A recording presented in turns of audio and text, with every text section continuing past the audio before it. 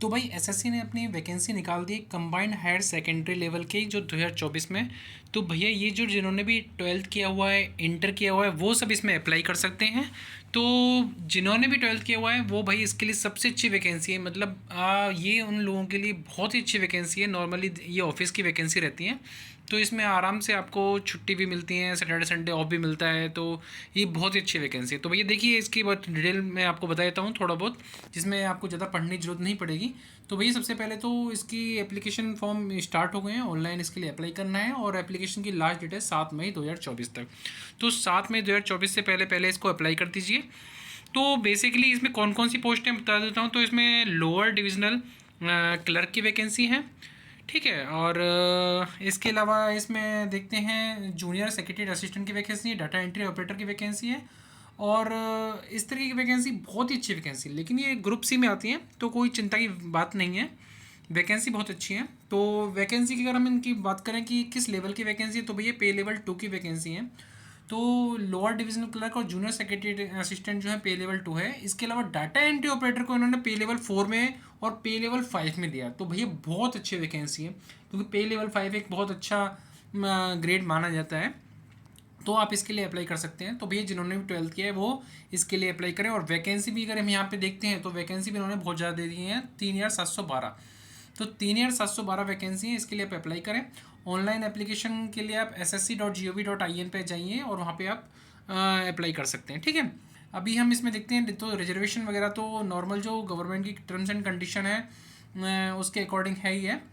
तो अभी हम आगे इसमें बढ़ते हैं। सिटीजनशिप तो आप इंडिया के ही हो तो आप कोई दिक्कत नहीं है, ठीक है। एज लिमिट तो सबसे मोस्ट इंपॉर्टेंट है भैया एज लिमिट। तो इसमें एज लिमिट जो दी हुई है 18 से 27 साल, मतलब मिनिमम एज जो आपकी होनी चाहिए वो 18 साल है और मैक्सिमम एज जो आपकी होनी चाहिए वो 27 साल है, ठीक है। मतलब इसका मतलब ये हुआ कि आपका जो डेट ऑफ बर्थ है 2 अगस्त 1997 से लेकर 1 अगस्त 2006 के बीच में होना चाहिए, ठीक है। तो 18 से 27 वाले जितने भी हैं वो सब अप्लाई कर सकते हैं। इसके अलावा इसमें रिलैक्सेशन भी है। रिलैक्सेशन का मतलब एज का रिलैक्सेशन है। तो भाई जो SC ST के कैंडिडेट हैं, तो भाई SC ST कैंडिडेट को 5 साल की छूट है। तो 5 साल का मतलब है उनकी एज अगर 32 साल है तो वो भी इसमें अप्लाई कर सकते हैं। OBC के लिए 3 साल की छूट है। तो भैया जिनकी एज 30 साल भी हो गई है वो भी इसमें अप्लाई कर सकते हैं। बाकी औरों के लिए रिजर्वेशन है, जैसे एक्स सर्विसमैन के लिए दिया हुआ है।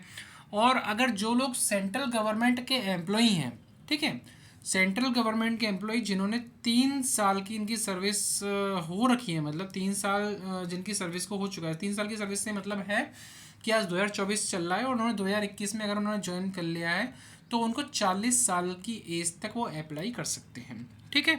तो इसके अलावा आप इसमें आगे बढ़ते हैं कि SC ST के लिए भाई जो SC ST कैंडिडेट हैं जिनकी एज जिन्होंने जो सेंट्रल गवर्नमेंट के एम्प्लॉई हैं, ठीक है, उनके लिए अप टू 45 साल की एज है। तो भैया अच्छा है। तो इसके अलावा हम नेक्स्ट आगे बढ़ते हैं कि इसमें क्या है। बेसिकली ग्रुप C की वैकेंसी आगे प्रमोट होकर आप ग्रुप B में आराम से जा सकते हो। जूनियर सेक्रेटरी असिस्टेंट तो बहुत अच्छी पोस्ट मानी जाती है। और डाटा एंट्री ऑपरेटर की हम बात करें तो डाटा एंट्री ऑपरेटर भी बहुत ही अच्छी पोस्ट है। इसमें ज़्यादा आपको परेशान होने की ज़रूरत नहीं है, ठीक है। अभी हम आगे बढ़ते हैं तो भैया इसमें आगे इसमें इतना ज़्यादा कुछ क्या है और हम देखते हैं। तो ये provision of compensatory time and assistant of scrap, तो इसमें आपको लेना नहीं है कुछ ज़्यादा। अब हम आते हैं एजुकेशन क्वालिफिकेशन। ये हमारा मोस्ट इंपॉर्टेंट टॉपिक हो गया कि भैया इसके लिए क्या एजुकेशन क्वालिफिकेशन चाहिए। वैसे तो मैंने आपको बता दिया है कि इसमें 12 चाहिए, लेकिन अभी हम बात करते हैं फॉर डाटा एंट्री ऑपरेटर। तो भैया डाटा एंट्री ऑपरेटर की जो वैकेंसी है वो ministry of consumer affair food and public distribution में है, मतलब मिनिस्ट्री ऑफ कल्चर में।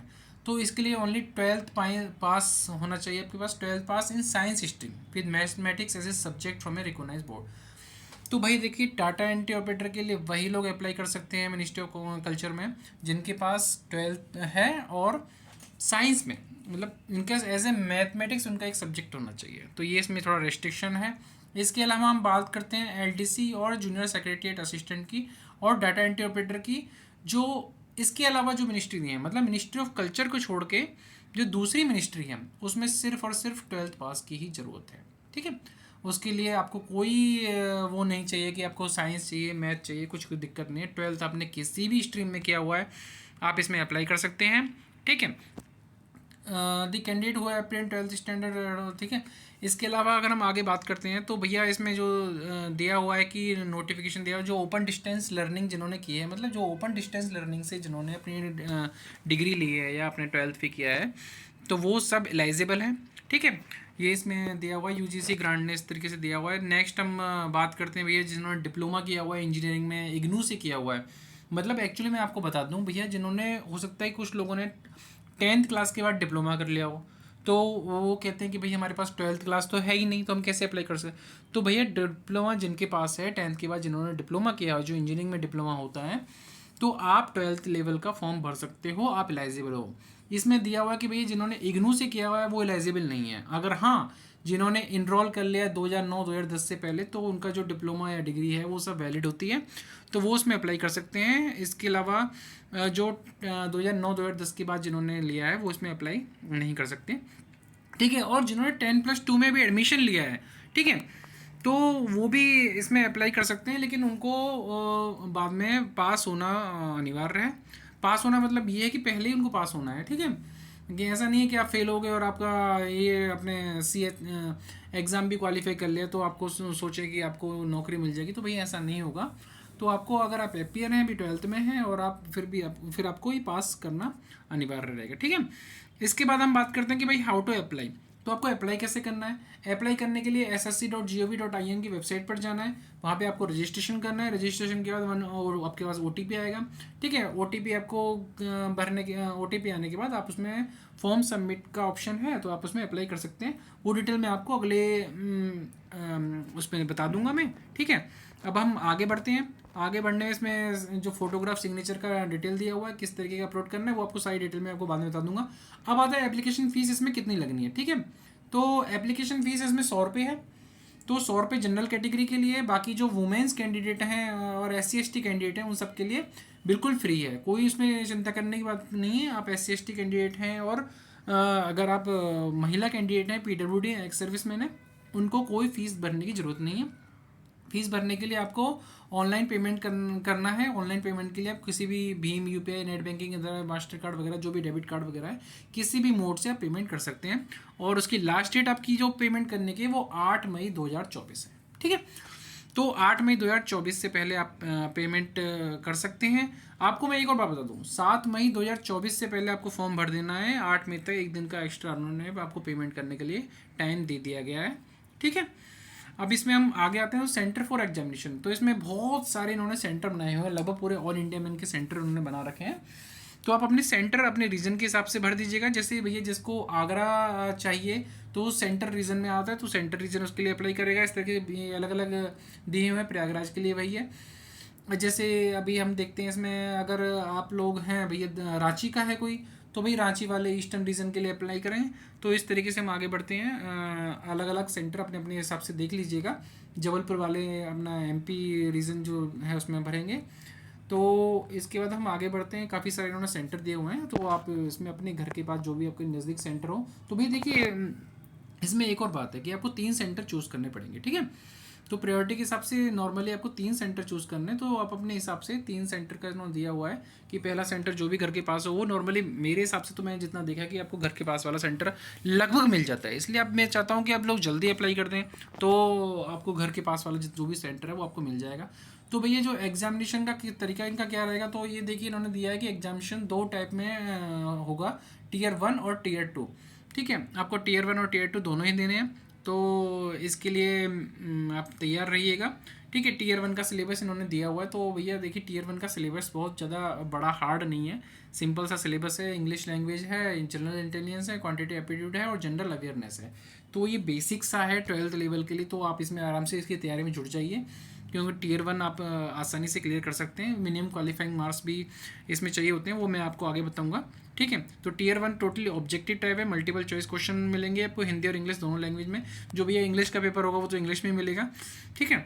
इसके बाद Tier 2 का है। तो Tier 2 में इस तरीके से दिया है कि भैया शेड्यूल टाइप से दिया है। तो मॉड्यूल 1 में मैथमेटिक्स है और रीजनिंग है, जनरल इंटेलिजेंस है, और इस तरीके से ये सब मैं इसके डिटेल में आपको बाद में बता दूंगा, ठीक है। लेकिन अभी तो आपका ये है कि फॉर्म के बारे में आप जान लें कि फॉर्म में क्या क्या है, क्योंकि पढ़ाई तो आपको सारी करनी है। तो आप पढ़ाई आप उसके लिए तैयारी करिए, कोई दिक्कत नहीं है, ठीक है। तो इसमें लिखा हुआ है it will be mandatory for the candidate to qualify all the section of tier 2, ठीक है। तो टीयर 2 में इन्होंने बहुत सारे सेक्शन दिए हुए हैं, तो आपको सारे सेक्शन क्लियर करने पड़ेंगे, ठीक है। अब हम आगे आते हैं, इसमें और क्या दिया हुआ है, ठीक है। फॉर्म भरने के लिए भैया तो डाटा एंट्री ऑपरेटर के लिए स्किल टेस्ट लगेगा। डाटा एंट्री ऑपरेटर जो हैं वो स्किल टेस्ट के लिए अलग अलग, जैसे जो ये डिपार्टमेंट दिया हुआ है तो इसमें लिमिट दी हुई है, वो सब आप पूरा डिटेल आप पढ़ेंगे तो आपको पता लग ही जाएगा, ठीक है। तो इसके अलावा हम आगे चलते हैं, ठीक है। सिलेबस में दिया हुआ जैसे इंग्लिश लैंग्वेज है, तो भैया इंग्लिश लैंग्वेज के लिए सिलेबस जनरल इंटेलिजेंस का भी दिया हुआ है, न्यूमेरिकल वगैरह जो इसमें आएंगे, ठीक है। इसके बाद क्वांटिटेटिव एप्टीट्यूड में देखेंगे नंबर सिस्टम है, फंडामेंटल अर्थमेटिक ऑपरेशन है, algebra, geometry, mensuration, trigonometry and static charts वगैरह है। जनरल अवेयरनेस में देखें तो जनरल अवेयरनेस का मैं आपको पूरा करवा दूंगा, कोई दिक्कत नहीं है, ठीक है, आप निश्चिंत रहें। तो इसमें बाकी क्या दिया हुआ है, ज्योग्राफी है, इकोनॉमिक है, जनरल पॉलिसी, साइंटिफिक रिसर्च वगैरह जो भी है, अभी करंट जो भी चल रहा है वो सब आपको पढ़ना पड़ेगा, ठीक है। इसके अलावा सिलेबस टीयर 2 का दिया हुआ है, मैथमेटिक्स है, नंबर सिस्टम, फंडामेंटल, वो सब मैं आपको पहले ही बता चुका हूँ, वही सब है, ठीक है। और भी इंग्लिश लैंग्वेज वगैरह का आपको करना पड़ेगा, जनरल अवेयरनेस भी है, ठीक है, वो आप देख लीजिएगा, ठीक है। तो इसमें नेक्स्ट स्टेप दिया कि एडमिशन फॉर द एग्जामिनेशन, तो एडमिशन फॉर द एग्जामिनेशन के लिए तो ठीक है, आपके एडमिट कार्ड वगैरह होना चाहिए, सब ठीक है। और आपका जो वैलिड आईडी प्रूफ होना चाहिए आपको एडमिशन के लिए, आधार कार्ड चलेगा, voter ID card, driving licence, PAN card, passport वगैरह ये सब होना चाहिए, तो इनमें से कोई भी चलेगा, ठीक है। ओरिजिनल वैलिड प्रूफ आपके लिए अप्लाई होगा साथ में, ठीक है। तो अब हम देखते हैं कि पोस्ट प्रेफरेंस का दिया, तो अपनी पोस्ट प्रेफरेंस अपने हिसाब से दे दिएगा। तो भैया देखो मेरा तो ये मानना है कि भैया अगर आपके क्वालिफिकेशन के हिसाब से आपको फिट बैठते हो तो भैया जिसके जो हायर ग्रेड पे की पोस्ट है तो आप उसके लिए अप्लाई कीजिए। वैसे मेरे हिसाब से तो सारी पोस्टें बहुत अच्छी हैं। जूनियर सेक्रेटरी असिस्टेंट की पोस्ट मेरी नज़र में ज़्यादा सबसे अच्छी है, और एलटीसी भी पोस्ट अच्छी है, क्योंकि एलटीसी की पोस्ट में क्या होता है कि आप एलटीसी के बाद प्रमोशन होकर आप यूडीसी बनोगे, ठीक है। यूडीसी के बाद आपका प्रमोशन अपर हो ही जाता है, ठीक है। और जूनियर सेक्रेटरी असिस्टेंट की पोस्ट में आप असिस्टेंट की पोस्ट मिल जाती है, असिस्टेंट की पोस्ट का प्रमोशन होकर आप तो असिस्टेंट सेक्शन ऑफिसर वगैरह बन जाते हो, असिस्टेंट सेक्शन ऑफिसर के बाद सेक्शन ऑफिसर भी बन जाते हो, ठीक है। तो अब आता है कि भैया ये एलटीसी और अपना जो वैकेंसी इसमें जो दी हुई है, ठीक है, आपकी डाटा एंट्री ऑपरेटर की, तो डाटा एंट्री ऑपरेटर का तो आपको नाम से ही जाहिर है कि आपके ऑफिस में डाटा एंट्री ऑपरेटर्स होते हैं, data entry operating data entry करते हैं, ठीक है। अभी देखिए minimum qualifying mark for tier 1 and section 1, section 2 and module 1 और सेक्शन 3 एंड टीयर 1 आज फॉलो। तो भैया अनरिजर्व कैटेगरी के लिए 30% और ओबीसी और ईडब्ल्यूएस के लिए 25% और कैटेगरी का 20%। तो भैया ये क्राइटेरिया मिनिमम क्वालिफाइंग मार्क्स तो आपको लेने ही पड़ेंगे इतने, ठीक है। और अब हम आगे बढ़ते हैं, तो आगे इसमें और क्या क्या दिया हुआ है, ठीक है, आपके लिए बस इतना ही काफ़ी है, इतना तो एक फॉर्म भरने के लिए, बाकी तो ये आगे की बात है, क्योंकि ये नेक्स्ट स्टेप होता है कि पहले तो आप ये है कि फॉर्म भरें। फॉर्म भरने में आपको कोई भी दिक्कत आती है तो मुझे कमेंट कीजिएगा, और आपको मैं सारी आपकी प्रॉब्लम सॉल्व करूँगा। फॉर्म भरने में कोई दिक्कत है या आपको पोस्ट से संबंधित कोई दिक्कत आती है या इसको नोटिफिकेशन को समझ में आपकी नहीं आ रहा है, तो आप उसके लिए मुझसे कभी भी कांटेक्ट कर सकते हैं, ठीक है। आप निश्चिंत रहें, बाकी तो इसमें आगे कोई और इतना कुछ दिया नहीं है। फॉर्म कैसे अप्लाई करें तो इसके लिए थोड़ा सा दिया हुआ है फ्लो ऑफ वन टाइम। तो आपको सबसे पहले ssc.gov.in की साइट पे जाना है, वहाँ पे आपको कैंडिडेट रजिस्ट्रेशन में आना है। कैंडिडेट रजिस्ट्रेशन के बाद आपका इस तरीके का फॉर्म खुलेगा, इसमें आप अपना मोबाइल नंबर वगैरह डाल के वन टाइम OTP ले लेंगे। OTP लेने के लिए OTP लेने के बाद आप इस फॉर्म को फिलअप करेंगे, तो पर्सनल डिटेल वगैरह आप जब इसमें भरेंगे तो इसके लिए आपको ये डिटेल वगैरह सब मांगे, जैसे क्या आधार कार्ड है कि नहीं है, टाइप ऑफ आइडेंटिटी कार्ड आपके पास क्या है, वो सब आपको भरना ही पड़ेगा, ठीक है। तो आपका नाम वेरीफाई करना पड़ेगा, ठीक है, और आपका जेंडर वगैरह, डेट ऑफ बर्थ वगैरह ये सब भर देंगे, फादर मदर नेम और मेट्रिकुलेशन 10th के हिसाब से, ठीक है। तो अब हम आगे बढ़ते हैं, ये तो नॉर्मल डिटेल है, आप भर ही दोगे, और फिर भी कोई दिक्कत आती है तो आप मुझे कांटेक्ट कीजिएगा। तो इस तरीके से आपका रजिस्ट्रेशन नंबर, जब आप इसको भरेंगे पर्सनल डिटेल को, तो आपका रजिस्ट्रेशन नंबर आपको मिल जाएगा। उसके बाद आपको करना होगा नेक्स्ट लॉगिन। तो इसके बाद ये लॉगिन वापस अपने रजिस्ट्रेशन नंबर से आप लॉगिन करेंगे। लॉगिन करने के बाद आप अपना पासवर्ड वगैरह जो भी क्रिएट किया होगा वो आप पासवर्ड डाल के इसको वापस फॉर्म को भर सकते हैं, ठीक है। तो अब हम आते हैं नेक्स्ट क्या है, login with set new password. तो पासवर्ड वगैरह चेंज कर सकते हैं, वो सब मैंने आपको बता दिया पहले ही। ठीक है। एडिशनल डिटेल आपको डालना पड़ेगा। एडिशनल डिटेल में भी आपकी कौन सी कैटेगरी है, जनरल कैटेगरी है, SC ST OBC या कि EWS कैटेगरी में आते हैं, तो वेरीफाई कैटेगरी का ऑप्शन भी है कि आपको वही सर्टिफिकेट्स में अपलोड करना पड़ेगा, हो सकता है। तो नेशनलिटी पे क्या है, इंडियन है क्या है, तो ठीक है। इसके अलावा विजिबल आपका आइडेंटिटी मार्क आपको भरना पड़ेगा। Are you person with bench और PWD है नहीं, तो ये सब आप पूरी डिटेल आप भर दीजिएगा। ठीक है। इसके बाद भरने के बाद आपको वन टाइम रजिस्ट्रेशन डिक्लेरेशन आपको देना पड़ेगा। ठीक है। अब ऑन पार्ट 2 आप भरेंगे तो पार्ट 2 में आपके पास फ़ोटो वगैरह जो भी अपलोड करने का इसमें सिस्टम दिया है वो सब आप देख लीजिए कि आपका फ़ोटो है ना किस साइज़ का होना चाहिए। जो इसमें लिखा हुआ है कि भैया फ़ोटो का साइज़ होना चाहिए JPG फॉर्मेट में 10x20 KB में होना चाहिए। ठीक है। तो इसके अलावा आप आगे बढ़ेंगे, इसमें और क्या दे रखा है, इसमें और ज़्यादा कुछ तो है नहीं। ये सब फॉर्म की भरने की डिटेल दे रखी है, वो सब आप देख लीजिएगा। नहीं समझ में आए तो आप मुझसे वापस कांटेक्ट कीजिएगा, मैं आपको पूरी डिटेल आपको समझा दूंगा। ये फॉर्म किस तरीके से भरना, यही सब है। काफ़ी लंबा प्रोसेस इन्होंने दिया है फॉर्म भरने के, कई सारे ऑप्शन है। The candidate information, personal detail, क्योंकि मैं अगर यहाँ पे देख रहा हूँ तो देखिए कैंडिडेट इन्फॉर्मेशन भरेंगे, पर्सनल डिटेल भरेंगे, फिर एजुकेशन डिटेल भी भरेंगे, एडिशनल इन्फॉर्मेशन भरेंगे, प्रोफेशनल बैकग्राउंड भरेंगे, एग्जाम रिक्वायरमेंट भरेंगे। ठीक है। फिर वो मांग रहा है कि डॉक्यूमेंट क्या है और प्रीव्यू फॉर्म, सबमिट फॉर्म, ये सब करके फिर पेमेंट का ऑप्शन खुलेगा। तो ये सब देख लीजिएगा। डिक्लेरेशन है, अभी देखिए इसमें देखिए फ़ोटो कौन से एक्सेप्ट होंगे और कौन से नहीं एक्सेप्ट होंगे। तो भैया देखो फ़ोटो जो है ना आपका इस तरीके का फ़ोटो है, ये एक्सेप्ट होगा। बाकी सब ये जो उल्ट पटांग जो फ़ोटो लगाए हुए हैं इस तरीके के, वो नहीं लगाए। वो टोपी पहन के कोई कुछ करके ब्लर इमेज वगैरह, ये उल्टे सीधे चश्मे लगा के, ये सब फ़ोटो नहीं चलने वाले। ठीक है। तो इसके अलावा फॉर्म ऑफ सर्टिफिकेट सबमिट हुआ सेंट्रल गवर्नमेंट सिविल एंड तो एज इलेक्शन। तो ये जिनको जो सेंट्रल गवर्नमेंट के एम्प्लॉई जिनको एज इलेक्शन चाहिए तो हमको अपने ऑफिस से ये फॉर्म भरवाना पड़ेगा। ठीक है। इसको आप भरवा दीजिएगा। ठीक है। इसमें ऑफिस की सील वगैरह लगा के, तो नॉर्मली आप अपने ऑफिस में अप्लाई करेंगे तो आपको कहेंगे कि भैया मुझे NOC चाहिए अपने एज इलेक्शन वगैरह के लिए, तो वो आपको मिल जाएगा। क्योंकि आपको बिना NOC के आप अप्लाई ना करें तो ज़्यादा बेटर है, क्योंकि आपका सिलेक्शन हो गया तो फिर आपको अपना ऑफिस छोड़ेगा नहीं। ठीक है।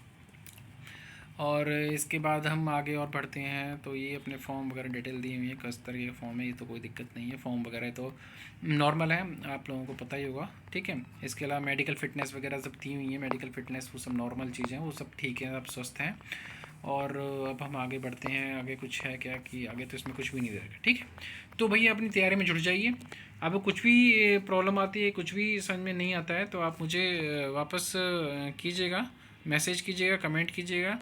ठीक है।